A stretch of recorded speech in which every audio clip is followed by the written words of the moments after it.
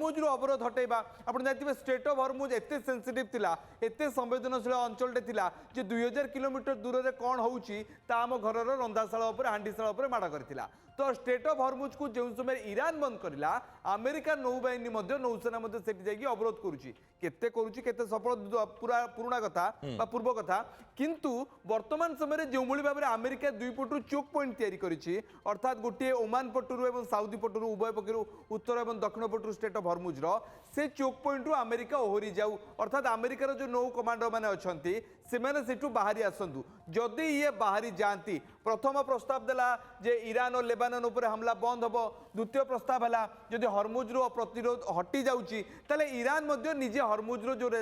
प्रतिबंधक अच्छी अवरोध अच्छी ताकू भी हटेई दब ये एक बड़ सूचना जदि हरमुज क्लीयर हो जाए जदि हरमुज प्रतिबंधक अमेरिका और ईरान पक्ष क्लीयर हो जाए जो तैल गैस को लेकिन सारा विश्व में संकट देखा देछि भारत में एक कला बादल छाई जाइए पेट्रोल दर बढ़ो कि 8 मास आड़ को जो आशंका द्वंद्व सृष्टि होउची ता उपरु संपूर्ण स्पष्ट हो दुर्गा मतलब दुईटी बड़ प्रसंग 3टी शर्तरु ए दुईटी जदि काम करुची ताहले 3 नंबर पॉइंट